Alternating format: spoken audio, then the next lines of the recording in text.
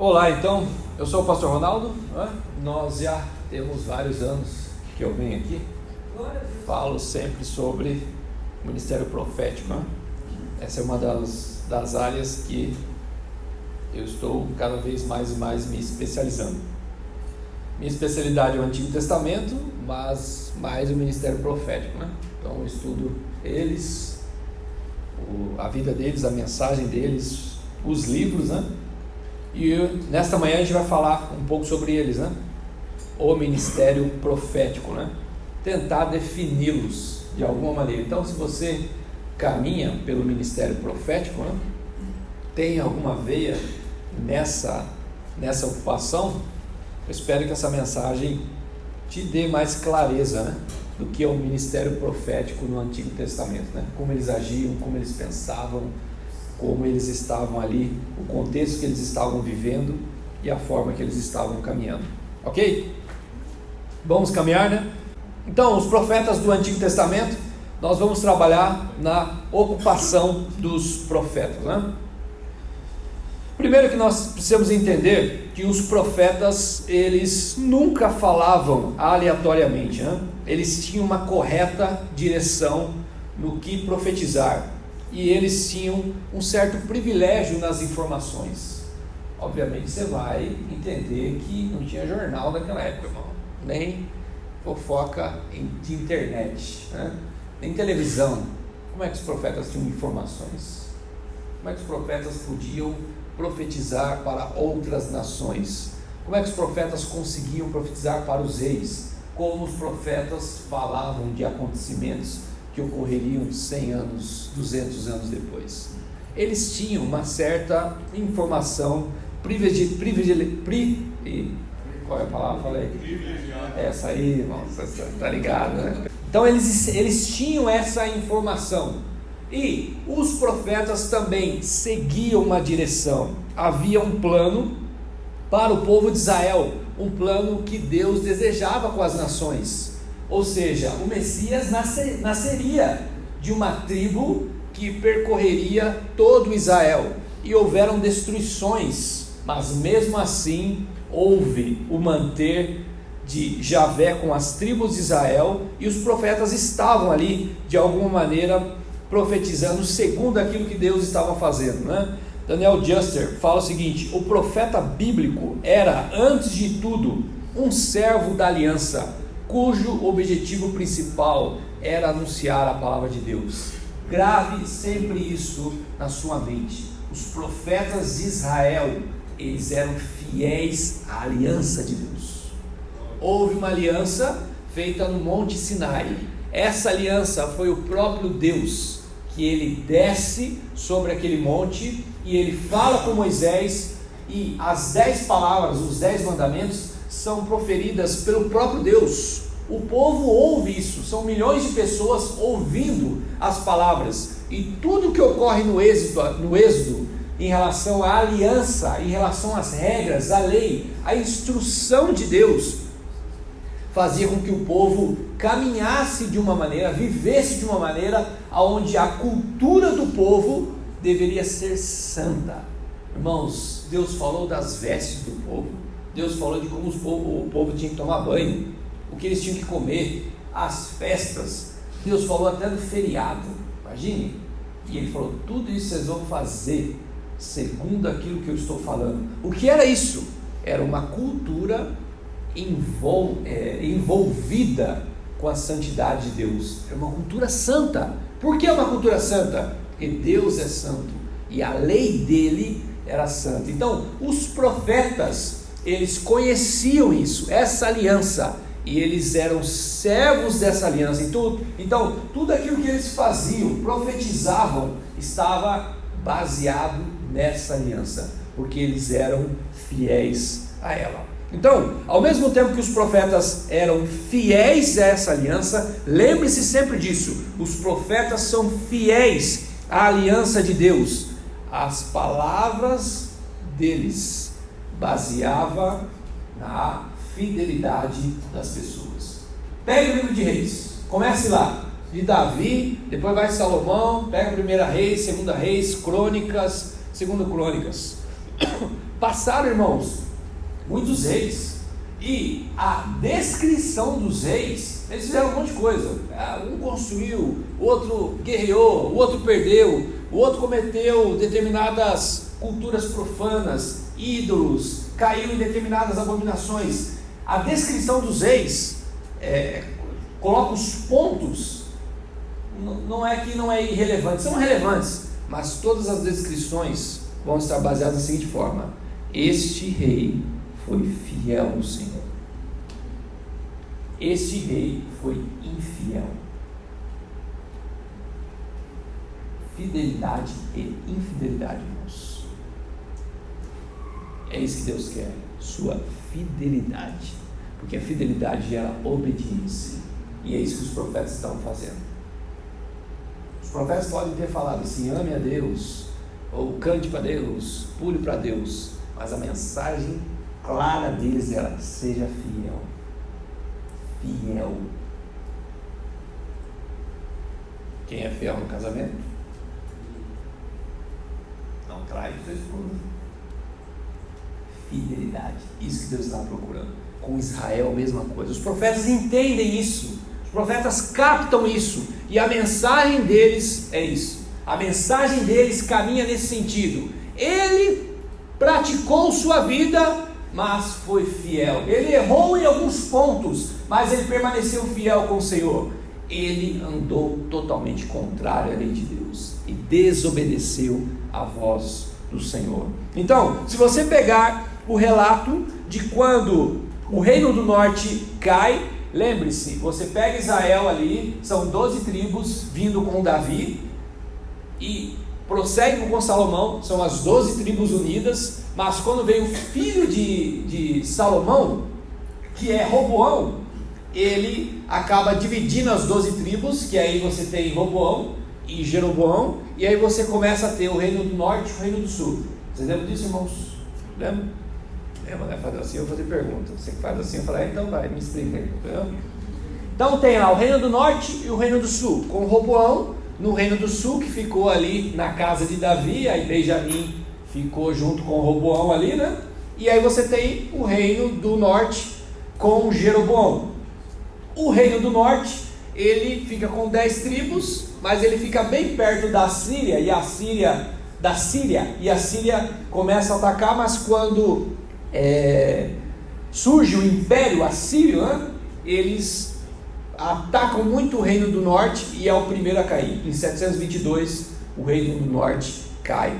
E quando o reino do norte cai, lá no finalzinho você vai ter 2 Reis capítulo 17, versículo 11 ao 24, mas nós não vamos ler tudo. E o Senhor fala assim: o Senhor advertiu a Israel e a Judá por intermédio de todos os seus profetas e de todos os videntes, dizendo: voltai-vos os vossos maus caminhos e guardai os meus mandamentos e os meus estatutos, segundo toda a lei que prescrevi a vossos pais e que vos enviei por intermédio dos meus servos, os profetas.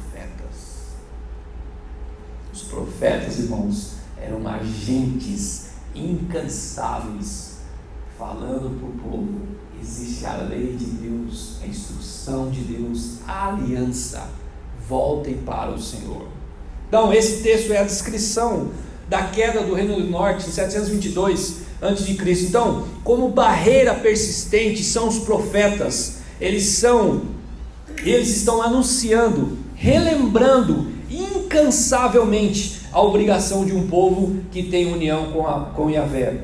A autoridade desses profetas são indivíduos específicos e sem credenciais que fizeram pronunciamentos fora do ordinário.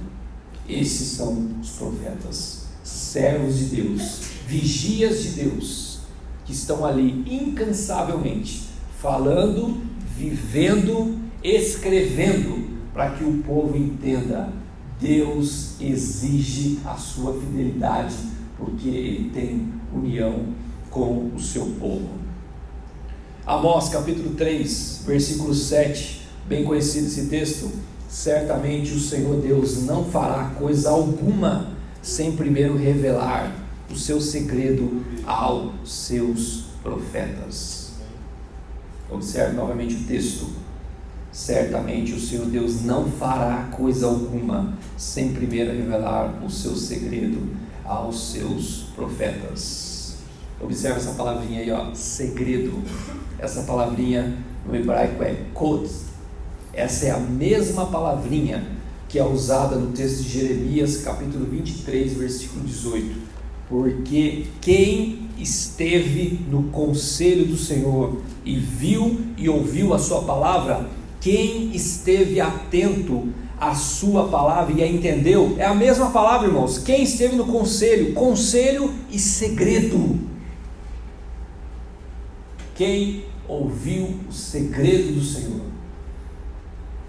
Deus está falando isso para nós, e Deus falou para Jeremias. Por que Deus falou para Jeremias? Havia muitos profetas. Quem esteve no conselho do Senhor, Deus estava falando para Israel. Ele estava falando ali na época da tribo de Judá, com Jeremias. Irmãos, pensem bem, a maioria, ou praticamente todos os profetas estavam falando para o reino de Judá: vai haver paz, não vai haver guerra, não vai haver destruição. Só que Deus não estava falando isso. Deus estava falando outra coisa. Ele estava falando: esse reino vai cair, vai haver guerra, vai haver destruição. Como Jeremias sabia isso?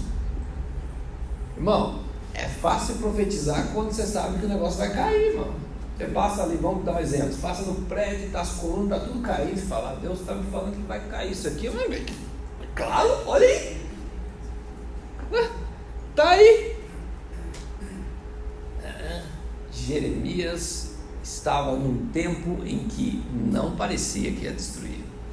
Estava bom. Como ele sabia que após 50 anos realmente Nabucodonosor entraria e destruiria? Porque ele entrou no conselho de Deus.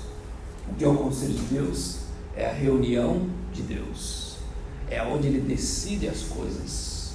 Nesse ambiente ele convida determinados profetas para participarem do conselho, e é dele que a mensagem é declarada.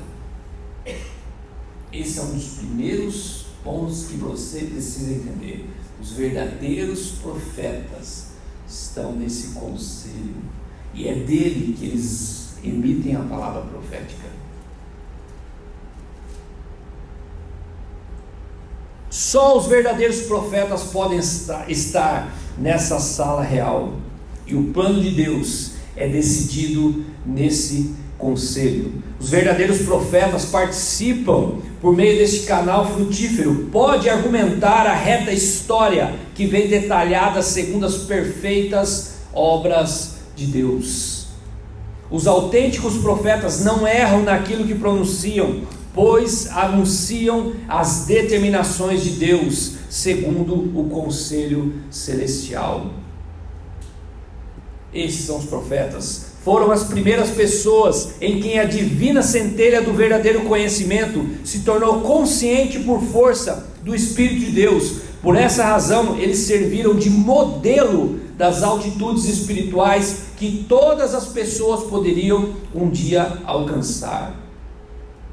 Os profetas não te inspiram? Quando você lê eles, quando você lê Elias, Ezequiel, quando você lê os profetas, eles não te inspiram? Eles não te condenam? Eles não trazem para você: como que pode um homem? Aí você fala assim: não, mas esse cara não era normal, esse cara era normal. Nós estávamos estudando a vida de Elias lá na igreja, e esse cara não era normal não. Elias andava, chegava a andar 200, 300 quilômetros. Como que consegue, velho? Você tem preguiça de ir de carro 10 quilômetros e ele vai andando, velho. Você fala: não, esse cara não é normal, ele tinha uma fisionomia diferente, com certeza. Aí Tiago vem e bate na sua cara: ele era normal. Como eu e você. Tiago, fica quieto, Tiago. Como que o cara é normal? Era normal, igual eu e você. Mas ele era escolhido por Deus, e ele entrou num nível de intimidade com Deus, que ele fez coisas extraordinárias, irmãos. tão extraordinárias, que se passaram mais de 5.000 anos, nós estamos falando dele. Você vai chegar no céu, eu espero que vai, né? Vai, né, irmão? Amém. Não fala amém, então para mim você não vai. Vai ou vai, irmão? Você está com incerteza?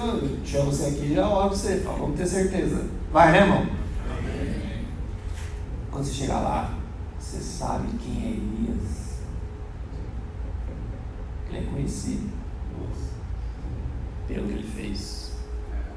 O cara que entrou no conselho de Deus, Jeremias, Ezequiel, Isaías, eles estavam lá, foram convidados, estavam na sala real, eram homens que foram tocados por Deus de uma maneira surpreendente. Então, esse é um dos primeiros pontos. Ele é fiel, são pessoas que tocaram a Deus, Deus os tocou de uma maneira que a mente deles, tudo que eles faziam, foi algo extraordinário. Ponto 2, os profetas são agentes culturais proféticos. Eles podem ser descritos como agentes de mudança social. Eles não são o princípio de uma cultura. Eles simplesmente olharam e falaram assim: vamos viver de uma maneira diferente aqui, segundo os padrões da nossa casa, da nossa família, vamos viver diferente aqui, aí nós vamos passando para filhos e tal, daqui a pouco a gente mantém uma cultura aprovada, segundo aquilo que a gente pensou. Não, eles são pessoas que foram impactadas pela cultura estabelecida por Deus, algo que Deus projetou como santo para Israel. Eles são impactados por isso, eles são convidados, admirados pela cultura de Deus. Não é uma lei de proibições, mas é um desejo de prazer. Salmos 1, meditar na lei dia e noite, isso me dá prazer em viver conforme o modelo que Deus deseja. Então, eles vivem realmente isso, eles querem, eles desejam, eles falam assim: não, isso é bom, isso é gostoso, isso dá prazer, isso me faz estar mais santo, porque Ele é santo, a cultura é santa, e eles vivem dessa maneira. Então, o regime soberano de Deus, que envolvia questões sobre a adoração, refeições, tudo era envolvido nessa questão, a lei perfeita de Deus. Irmãos, nós temos um sério problema. Quando você fala lei, você fala: ai, misericórdia, proibição, impedindo eu fazer minhas coisas, principalmente no Brasil, que levanta uma geração que para ela dizer não fica dodói. Fala não, fica dodói. Nós temos um sério problema. Tinha música da década de 80, 90, é proibido, você não pode fazer. E aí tudo fala que existe um regime opressor. Esse regime opressor impede você de ser feliz, impede você de fazer as coisas. E aí aonde isso vai dar? Que alguém lá atrás chegou e falou assim: não para você. E quem foi? Deus que falou não. Deus que inventou a lei. Ao invés de traduzir como instrução, porque a palavra correta é instrução de Deus, não é lei de Deus, é instrução de Deus. Deus está instruindo você a viver bem, a comer bem, a não fazer loucura. Pega lá Provérbios, Salomão, você vai discordar de Salomão fala assim: ô moleque burro, você vai lá pegar aquela mulher lá que é casada, você vai morrer, seu burro. É mais ou menos isso, né? Tipo, estou traduzindo para o dia de hoje, né? Entendeu? É isso que ele está falando, é instrução. É como se Salomão falasse: animal, para, você vai morrer. Estou instruindo você a viver bem, a viver prolongamente. Ele não viveu muito isso ainda, mas ele falou, entendeu? É uma instrução. Deus instruiu o povo a viver bem de maneira santa.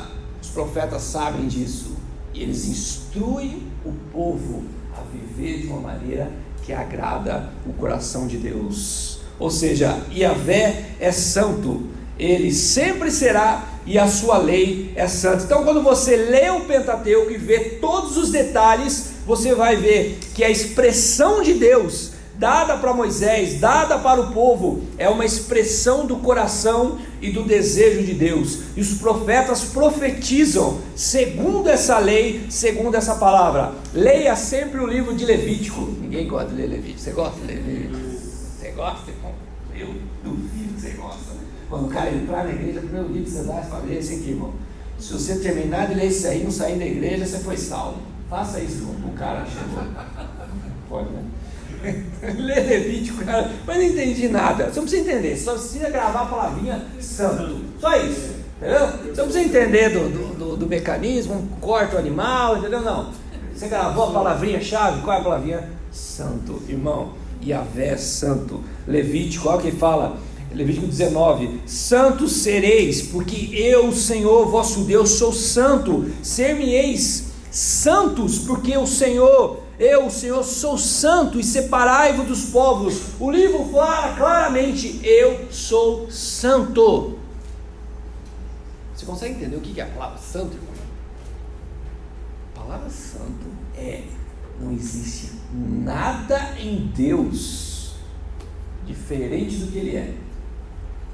Nem uma porcentagem. Se eu pegar o seu sangue, DNA, irmão, você deve ter um monte de gente esquisita na sua linhagem. Eu duvido que você seja puro.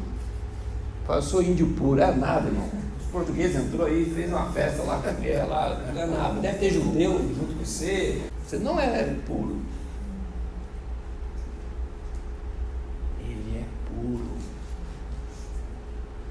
Não tem nada dele que faz que ele seja impuro. Ele é puro, santo, puro.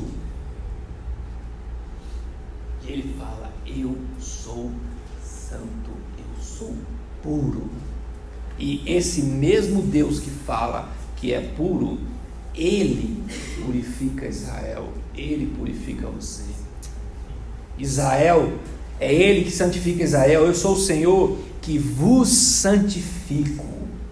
Ele nos santifica, Ele nos causa pureza, e ao mesmo tempo que Ele nos purifica, Ele impulsiona Israel e desafia Israel a se santificar. Ele é santo, Ele te santifica e Ele fala: seja santo.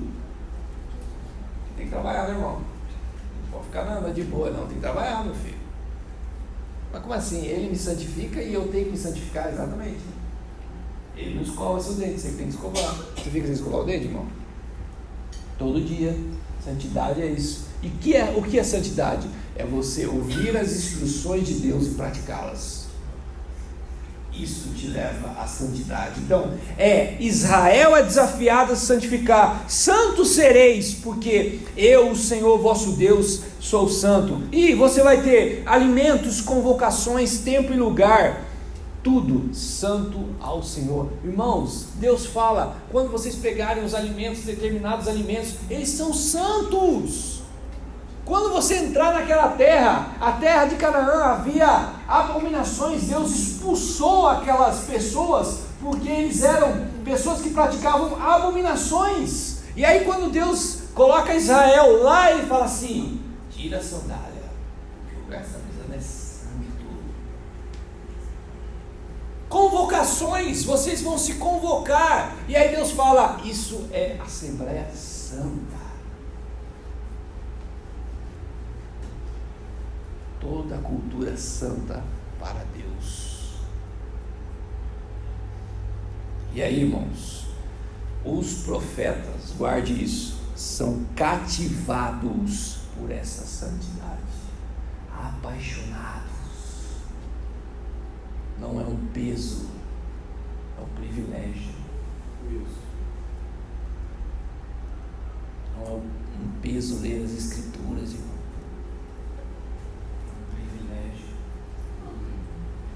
Manja o mesmo prazer que você tem em ver um filme, passear, e prazer em coisas criadas por Deus. É errado, claro que não. Estar com Deus, ler as Escrituras, deve ter o mesmo prazer. Por que nós buscamos prazer fora de Deus? Porque nós não aprendemos que em Deus nós podemos ter prazer. Podemos ter prazer. Então os profetas são cativados com isso, são zelosos, estão em alerta. E caso o povo não viva dessa maneira, eles estão ali para orientar. Voltem a estar na presença de Deus. voltem a estar junto com Ele. Não há um deles que não tenha recebido essa nova natureza acerca de Deus, de tal maneira que todo o seu modo de vida anterior, os pensamentos e planos com que até agora vinha se ajustando o seu relacionamento com o mundo, foi esmigalhado e substituído por um poderoso imperativo divino que o forçou a lançar-se a algo que até então não havia nem mesmo considerado como possibilidade. O que ele está querendo dizer? Quando você vivia no mundo, o seu mundo era aquele, mas quando você se encontra com Deus, o seu mundo é abalado, destruído, os seus velhos pensamentos, o seu velho prazer, o seu velho desejo é destruído para algo novo. Isso. E você agradece a Deus. Grave o que eu vou te falar. Você não vai ficar velho, quer dizer, você vai ficar velho, né? Não tem como, né? Mas tipo assim, espera eu terminar a frase. Você não vai ficar velho, quer dizer, você morrer antes. Vamos pensar que você vai ficar velho. Você não vai ficar velho numa cama reclamando ou pensando assim: eu devia ter aproveitado, eu devia ter pecado, eu devia ter feito aquilo, agora estou velho, não aproveitei. Você não vai fazer isso, não. Você vai fazer: obrigado, Deus, porque o Senhor me manteve santo até aqui, porque eu quis aquilo, mas o Senhor me instruiu que a verdadeira vida é viver santo, e você vai morrer feliz, irmão. Essa é a tua velhice. Essa é a tua velhice. Os profetas envelheceram assim, e eles diziam para o povo: sejam fiéis às instruções de Deus e à santidade de Deus. E quando eles viam que o povo estava indo para um lado contrário, se desvirtuando 1 milímetro, eles falavam: voltem, porque 1 milímetro hoje, daqui 10 anos, é uma imensidão. Volte. Grave isso na sua mente: os profetas não cedem 1 milímetro de pecado.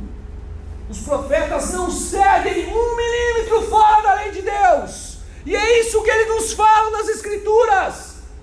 Se desviar 1 centímetro é o mesmo que se desviar 1 quilômetro. Para eles não há diferença. E eles estavam ali como vigilantes, falando: não, calma, é um pecadinho, não, calma, é um errinho, não, ele é puro. Não há como uma gota caia num copo de água e que não contamine, não há. No céu tudo é puro. Meu Deus. Santo. Santo. Você já imaginou isso? A nossa vida é complicada, irmão. Você acorda de manhã, já está com raiva. Você é homem. Mulher, não sei, que eu não sou, né? Não sei como é que você acorda. Minha mulher acorda feliz e liga som, e minha filha vai lá, fica pulando de manhã: vamos pro pai. Aí São Paulo, você sai, aí te encontra o cara no elevador, o cara não te cumprimenta, você também não quer cumprimentar. Aí você fala: mas eu sou filho de Deus, eu tenho que cumprimentar. Opa, tá bom. Aí o cara: fala nada. Você fala: mas cumprimentei Deus. Trânsito e dívida. E às vezes você come um negócio, não fica legal. Irmão, a vida é difícil, não é não? Aí vem os pecados, mau pensamento, pressão. O Wesley falou lá que ele tem uns problemas dele, entendeu? Depressão. Ou feliz demais. Tinha um irmão lá na igreja lá que era. Tinha uma igreja que eu ia lá que o irmão era feliz demais. Chegava de manhã, o irmão ficava feliz cantando, me incomodava. Eu falava: não é possível, cara. Ninguém é feliz assim, velho. Pode, velho, você não pode ser feliz assim, velho. Eu me incomodava. Todo dia eu falei: eu vou perguntar para o irmão: você não é feliz, irmão. É difícil. É uma luta constante. Uma luta. E aí você passa uma tribulação, mas chega no domingo, o pastor, a gente condena mais ainda. Orou, irmão? Orou? Você fala, orei, pastor. Não aguento nem andar, você me falar que eu orei, ele te condena mais ainda, né? Você já imaginou, irmãos? Na eternidade, tudo é santo. E você é santo. Não tem isso. Tem aquele que está sentado no trono. E tudo que ele faz gera vida santa, música santa.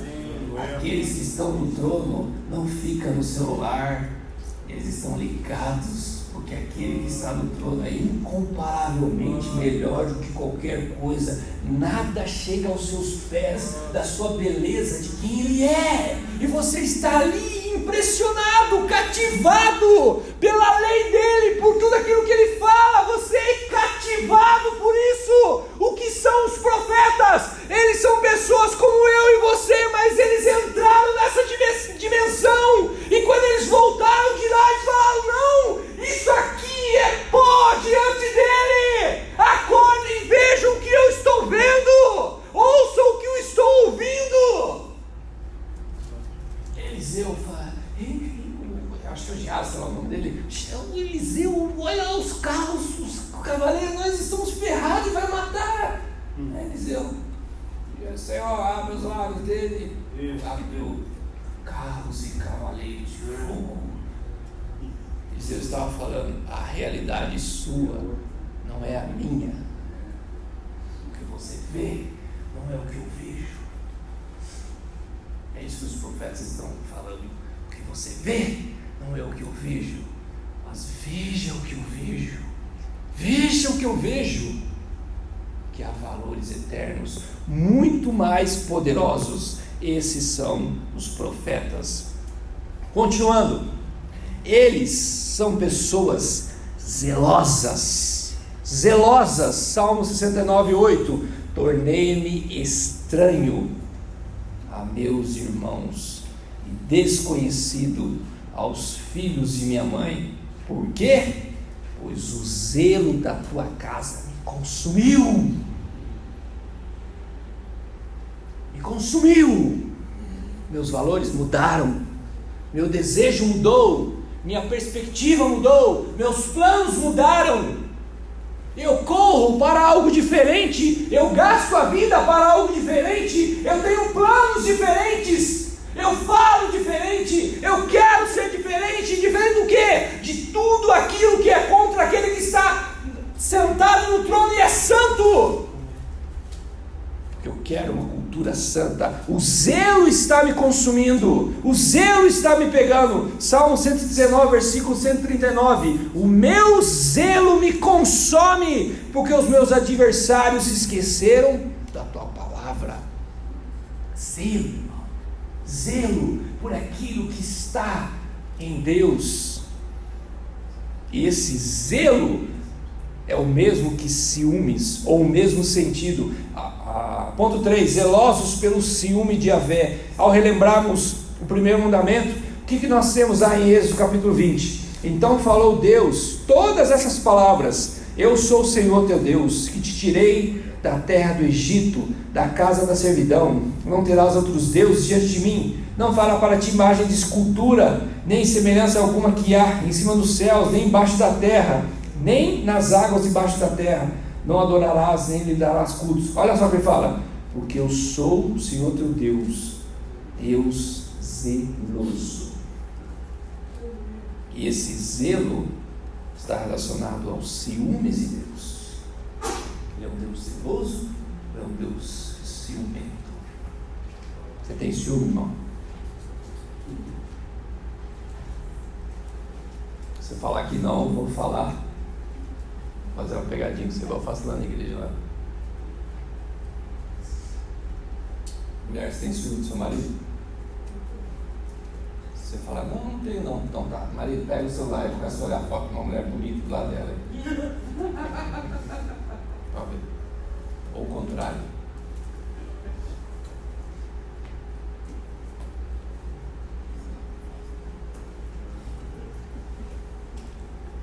Deus é zeloso, ciumento. Você consegue entender isso, irmão? Que Deus olha para você assim, ó, e aí quer que você olhe para Ele. Aí você, na frente dele, olha para o mundo. Aí você fala assim, não, mas Deus é misericordioso, Deus entende. Tá bom, então, casa com uma mulher, deixa ela fazer isso. Quando ela está lá no altar, ela fica olhando para o padrinho. Misericórdia, o cara vai casar agora, não vai pôr padrinho nenhum. Aí ela, você está lá casando com ela está com você, ela vai casar com você, mas está olhando o padrinho. Aí, digamos que eu sou seu pastor, tá entendendo? Aí você olha para mim e fala, pastor, ela está olhando o padrinho. Calma, irmão, tenha misericórdia. Tenha misericórdia.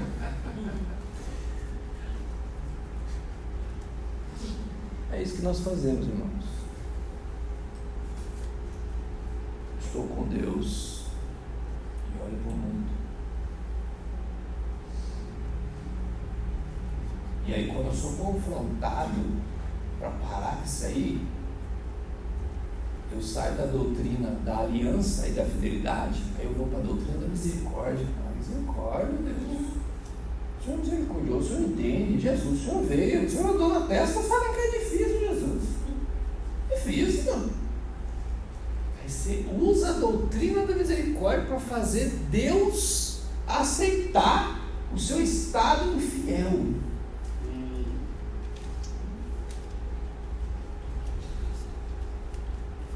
Os profetas não aceitam isso, porque eles conhecem Deus. E eles falam assim, ele não aceita isso.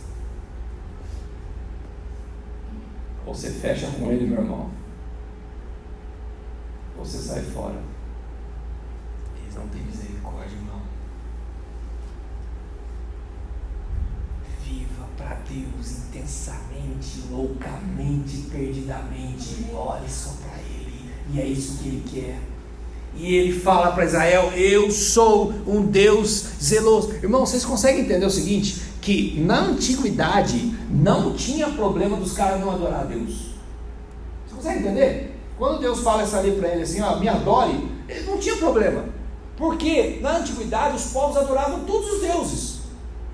Eles adoravam. Então se Deus falar assim, ó, seguinte, me adora aí. Deus, beleza, oxe, mais um Deus. Põe ali na gaveta, põe ali no armário, mais um. Entendeu? Como que o senhor é? É um bezerro? É um cavalo? Entendeu? O que é? Põe aí, põe então. O que é esse? Esse é Javé, tirou nós do Egito. Mas tem ali, ó, o bezerro, tem o touro, tem ali, entendeu? É uma galera.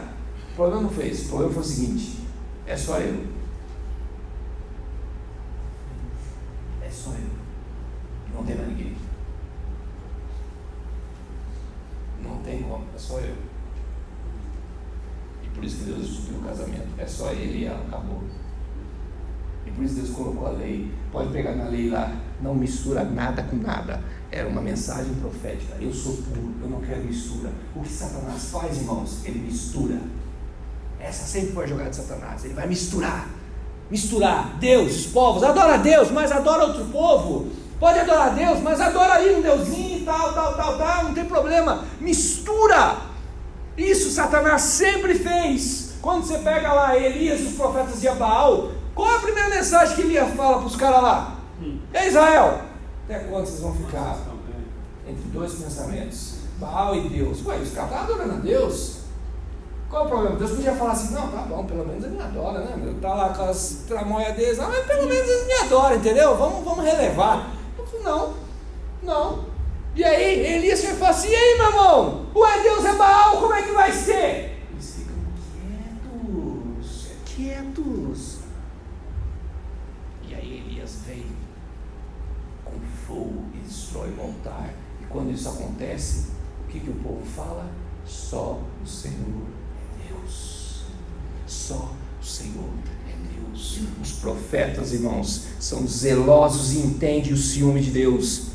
Esse ciúme, você pega a história de Finéias, que isso acaba ocorrendo em Números capítulo 25. Quem é Finéias? Você pega ali o tempo de Moisés, né?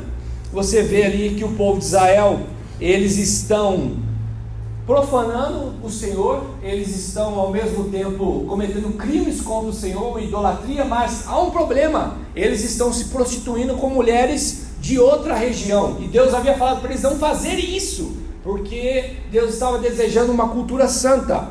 Aí, irmãos, Moisés, todo delicado, todo pastor misericordioso, só falou o seguinte: mata eles. Imagina um pastor assim. Quem é comigo, vem para cá. É quem ficou na esquerda, não, entendeu? Não, pode falar, não. Esquerda. Mata eles. Só falou isso. Mata eles. Faz assim, ó. Assim. Sem misericórdia. Bom pastor, né? Podia ter um pastor assim, né? Mas já era, meu irmão. Aí, matou lá o punhado. Aí você fala, resolveu. Ah, irmão, o povo ruim, mas nem matando resolve, irmão. Aí mata lá, Moisés cai em oração, né? Com o povo ali, vamos orar. Deus tem misericórdia, Jesus.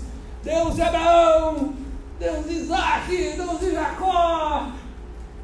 Deus! E vai, né? Tem um cara lá na rádio de São Paulo que fala, Deus! Esse cara não tem voz, mas ele tem mãe, tem pai. Como é que pode, velho? Ele prega assim, Deus! E vai, né? Meu irmão, os caras em reunião de oração ali, velho. Em reunião de oração, passa um cara que é um dos líderes de Israel, com a mulher, e vai pra tenda, rapaz. Pega lá em novo, você vai ver, e vai lá. Tem relação com a mulher. Pô, velho, não é oração, meu irmão, não respeita nem oração, velho. E vai lá. Aí você vai pegar esse Finéias, tá ali orando, e vê a situação, e fica bravo, e pega uma lança, e vai até lá, né? E ameaça o cara, ô, sai daí, senão você vai morrer. Fez isso, irmão? Não fez nada, pegou a lança, matou os dois, velho, matou o cara e a mulher. Aí o texto fala, e a ira de Deus se acalmou. Deus ficou feliz, opa! Deus ficou feliz, rapaz. E aí o texto, e Deus elogia ele ainda. Olha o que Deus fala: Finéias, filho de Eleazar, filho de Arão, sacerdote, olha o que fala: desviou a minha ira de sobre os filhos de Israel, pois estava animado. O cara estava animado, mas na verdade o texto está falando assim: o cara estava zeloso, enciumado, ele estava animado com o meu zelo, ele estava desejoso com meus ciúmes. Você entende isso, irmãos? Deus estava com ciúme do povo, e esse cara estava com o mesmo ciúme. Se você está errado, vocês não podem trair o nosso Deus. E ele estava com esse ciúme. Esse é o amigo do noivo, irmãos. O profeta é o amigo do noivo. Para, Israel, não olhe para outros deuses. E o profeta grita: Senhor, Senhor. João Batista ardia e iluminava do mesmo sentido: arrependei-vos, porque está próximo o reino dos céus. E João 5,35 fala: ele era a lâmpada que ardia e alumiava. Porque ele está ardendo de amor, de paixão, de desejo, para que o amado seja sempre, sempre o primeiro nas nossas vidas. Sempre, Senhor, nas nossas vidas.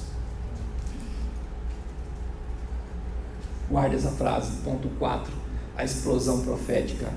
Por meio dos profetas, o Deus invisível torna-se audível. Por meio dos profetas, você conhece o coração de Deus. Por meio dos profetas, você conhece a expressão de Deus, o desejo de Deus. O que seria das Escrituras se os profetas não tivessem profetizado? A maior parte das Escrituras do Antigo Testamento é a expressão dos profetas. Eles expressaram, eles escreveram incansavelmente Jeremias escreveu, não Jeremias, mas o Baruque, né? Baruque não, o cara lá, acho que é Baruque. Escreve aí, Baruque. Mas imagina aquele tempo, irmão, escrever. Não tinha computador, se você erra, pode voltar, né? Aí o cara não tem tempo. Aí Jeremias, assim diz o Senhor. Aí falou, calma aí, Jeremias, calma. Vai, meu irmão, vai, Deus está falando, terra, vai. E escreve. E Jeremias falava pra caramba, né, irmãos? Falava e chorava. Vai. Escreve. Terminou, graças a Deus, Jesus. Leva lá pro rei, porque eu não posso ir lá, senão ele me mata. Pô, você tá de sacanagem, né, Jeremias? Ele quer matar o Senhor, eu vou lá, o que você acha que vai acontecer? Entendeu? Seja servo dos profetas, irmão, que você vai ver. O Geazi lá, né? O Geazi pegou lá escondeu lá o ouro lá. Aí o Eliseu, vai enganar Eliseu, meu irmão. Pô, engana Jeremias, né? Sei lá, né? Mas Eliseu, rapaz, Eliseu sabia que estava na câmera lá do rei lá, rapaz. Pô, Eliseu, meu irmão. Chegou lá e Geazi faz a pergunta do mal, né? Onde você estava, Geazi? Que pergunta, né, mano? Acho que nessa hora Geazi criou chave, né? Gelou a barriga, né? Onde você estava, né? Pô, ficasse quieto. Talvez Eliseu tivesse misericórdia, mas Eliseu não tem misericórdia. Pega a vida de Eliseu, ele sem misericórdia. Entendeu? Aí vai justificar ainda. Ai, piorou. O meu espírito foi com você. Não pode justificar, irmão. Fica quieto. Talvez você se salve. Entendeu? Não, eu fui ali, Eliseu. Eu estava ali e tal. Foi lá, né? Pegar o ouro lá. O que estava nele vai estar em você, vamos. E pior ainda, né? Se fosse só o cara morrer, falo, não, mas você não vai nem ter filho mais, acabou sua casa. Então, os profetas são essa expressão, mas eu estava falando de Jeremias, né? Aí pega lá Baruque, faz o texto aí, Baruque, leva lá. Aí Baruque vai, né? Texto bonitinho, a Bíblia, tal, que nós vamos ler, tal. Aí o rei pega, o que é isso aí, meu irmão? Pega o texto, vamos ler direito, os caras lêem lá. Aí a Bíblia fala que rasga o canivete e joga no fogo. Nossa, acho que nessa hora até os anjos falaram assim, ai, tá lascado. Já ia morrer, agora vai morrer pior. Aí Baruque volta, né? Aí o Jeremias queimou, né? Jeremias esquenta não, vamos escrever de novo, senta aí. Caraca, de novo, e aí o texto é bem maior. Vamos escrever mais ainda, bem maior. Então, por meio dos profetas, o Deus invisível torna-se audível. Quando Moisés é levado ali para libertar o povo de Israel, olha o que Deus fala para Moisés, Êxodo 4,15: vê que te constituí como Deus sobre Faraó, e Arão teu irmão será teu profeta. Olha o texto, irmãos. Você será como Deus para Faraó. Ou seja, irmãos, tudo que Moisés fizesse era como se fosse Deus fazendo. E aí teve o congresso passado que eu falei sobre as pragas do Egito, como qualquer coisa nas pragas, Moisés estava de alguma maneira quebrando os deuses do Egito. Tudo que Moisés estava fazendo era a expressão de Deus. Deus estava irritado e trazendo justiça para o Egito. Jeremias capítulo 28, como nós falamos, ele fala palavras proféticas em momento que Jerusalém está em paz. E aí existe um profeta ali em Jeremias, falso profeta chamado Ananias, que ele fala para Jeremias: Jeremias, você está errado o que você está falando. E ele profetiza ao contrário, na frente de todas as pessoas. E aí, irmãos, ele fica tão bravo que ele vai lá e dá um murro na cara de Jeremias, meu. Rapaz, imagina isso, irmão. Bate mesmo. Aí, obviamente, Jeremias, né, misericordioso, vira outra face. Bate, outra face. Bateu, né? Você vai morrer, meu irmão. E ele, o cara morre mesmo. Esses são os profetas, irmãos.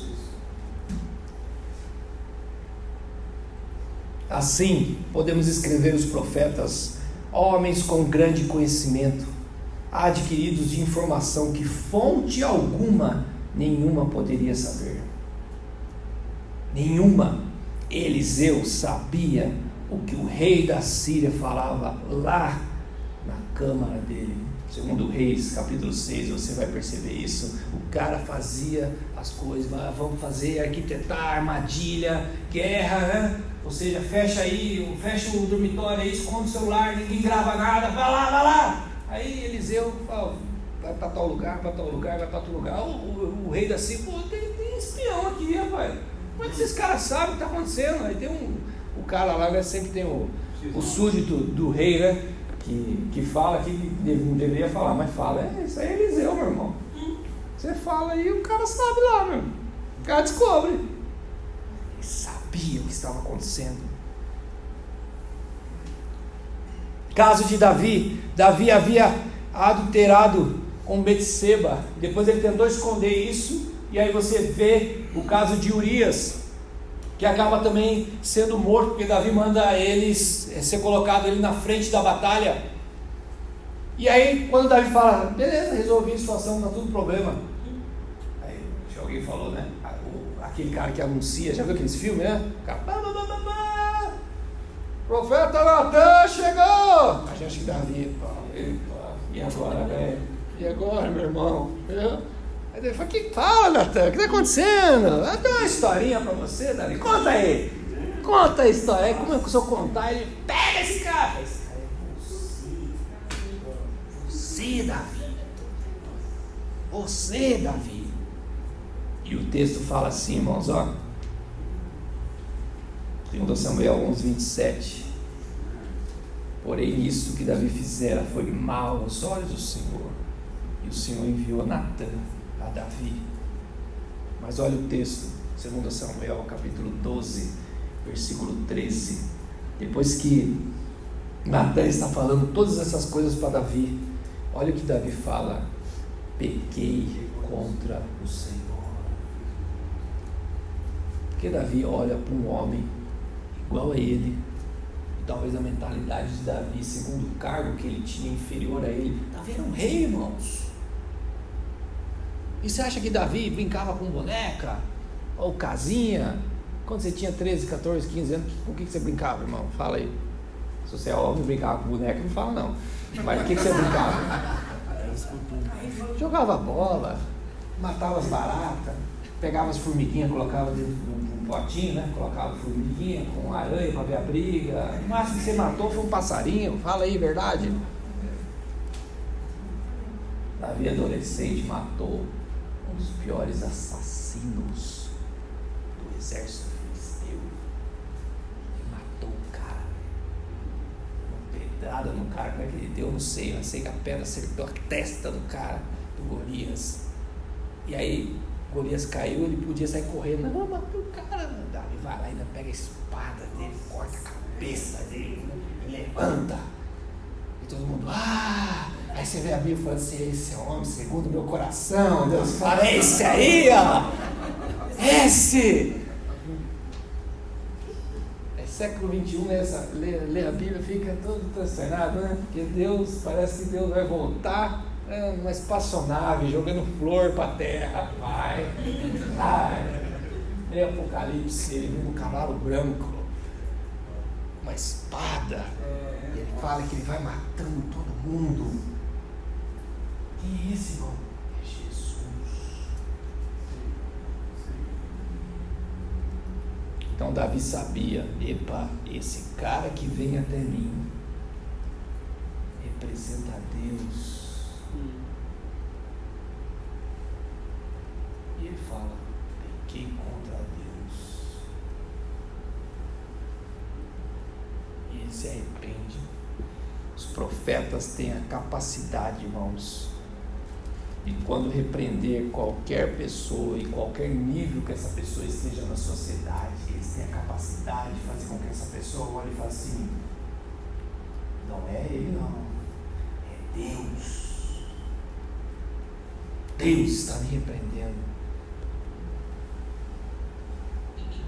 A vinha de Nabote, 1 Reis capítulo 21, o que ocorre nessa vinha? Você vê ali que Jezabel faz a artimanha para dar a vinha para Acabe, porque Acabe queria ela, né? E quando Acabe adquire a vinha, porque Nabote acaba morrendo com as artimanhas de Jezabel. E aí, na ida para lá para pegar a vinha, imagina, acaba feliz, vou pegar a vinha, quem aparece? Elias. Acaba, cara, vamos conversar.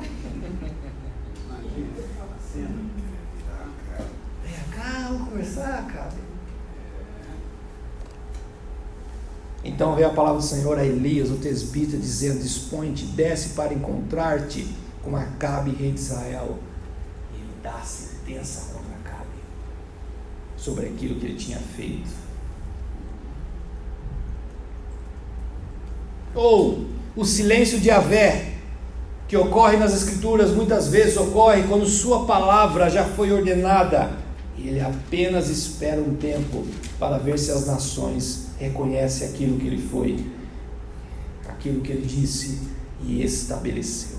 Amós capítulo 8, versículo 11: eis que vem dias, diz o Senhor Deus, em que enviarei fome sobre a terra, não de pão, nem de sede de água, mas de ouvir as palavras do Senhor. Um dos piores castigos para Israel foi Deus se calar. Um dos piores castigos. Os profetas sabem que o silêncio de Yahvé é preocupante.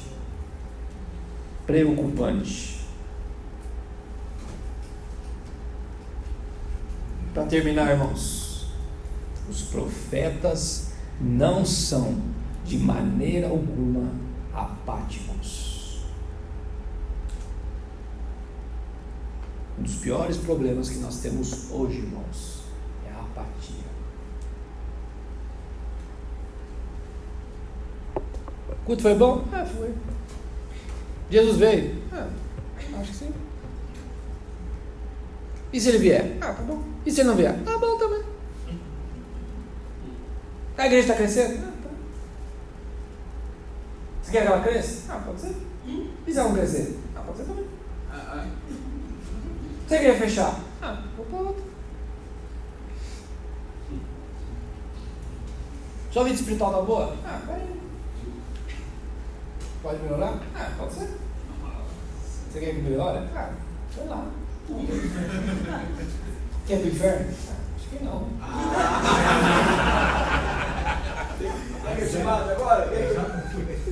Quer ir pro céu? Tá bom.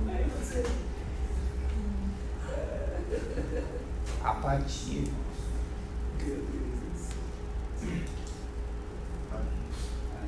Problema do século XXI. Apatia. Deus é santo? É santo. Mas como é que você vive? Tá bom, fazer o quê? A gente é falho. Apatia. Os profetas não são apáticos. O tipo de crime e até mesmo o nível de delinquência que deixam atônicos os profetas de Israel não são mais graves que aquilo que consideramos ingredientes normais e típicos da dinâmica social. Vamos passar um sinalzinho vermelho, vamos furar uma notinha ali, vou devolver o troco, é R$2, é R$1. Não desviei milhões, desviei R$1, meu irmão. Cheguei atrasadinho, 1 minuto. Vai achar que tem um anjo ali com uma espada? Marquei 10 horas, não é problema. Tudo é tranquilo, irmão. Aí pega até o texto da Bíblia: não seja demasiadamente justo. Não seja demasiadamente justo. É normal. Para nós, um ato isolado de injustiça, desonestidade nos negócios, exploração dos pobres é insignificante. Para os profetas é uma catástrofe.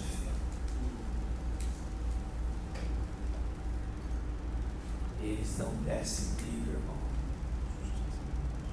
Por isso são profetas. Para nós, a injustiça prejudica o bem-estar dos pobres. Para os profetas, um desastre mortal na existência. Para nós, o incidente, para eles, uma catástrofe. uma ameaça ao mundo. O tempo todo somos testemunhas de injustiças, manifestações de hipocrisia, falsidade, ofensas, situações de penúria. Porém, raramente isso nos deixa indignados ou afeta de modo significativo nossas emoções. Você dorme, irmão. Você almoça. Você toca.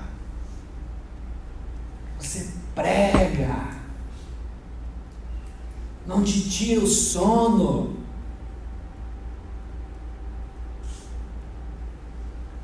Mas os profetas não.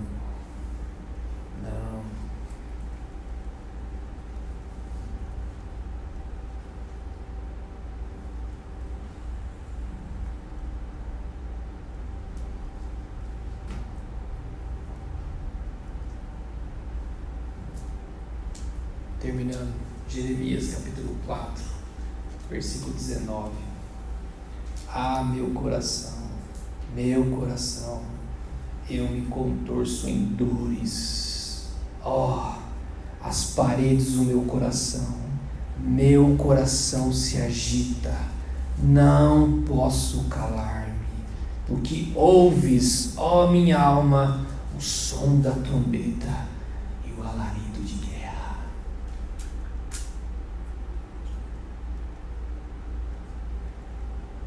Deus não deixa os seus profetas dormirem, porque Ele está falando. Deus vence os seus profetas.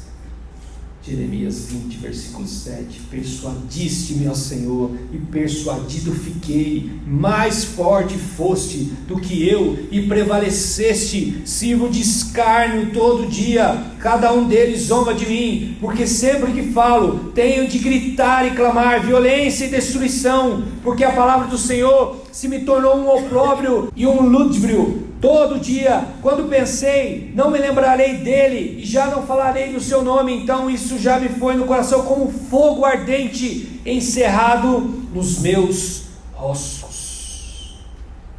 Fecha os teus olhos, levanta os teus profetas, Jesus.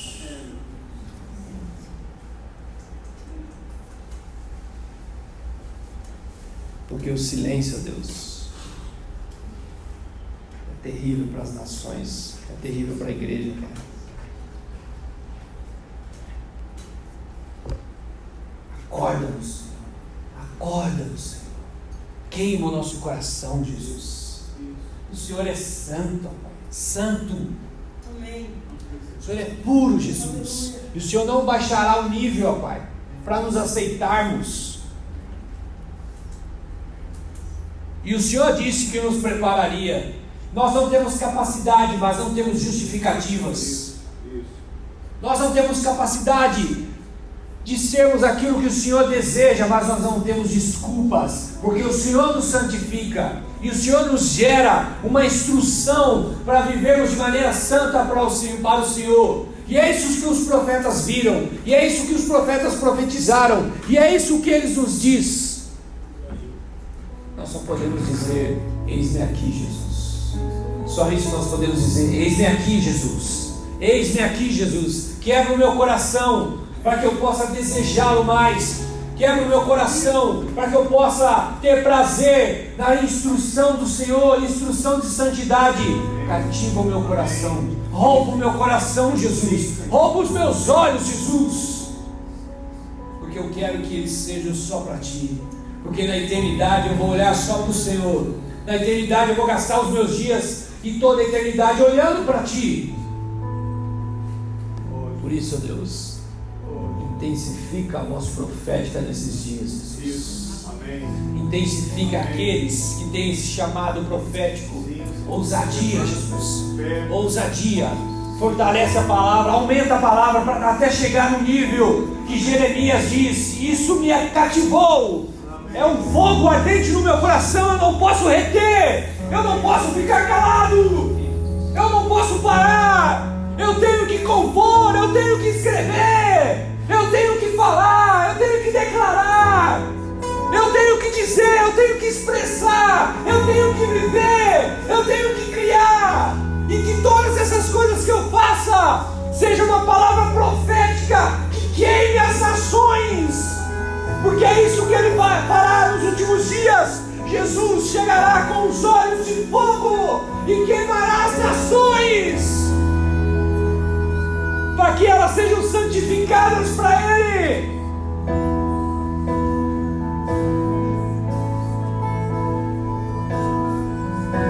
Queima, Jesus, o nosso coração, queima os nossos pensamentos,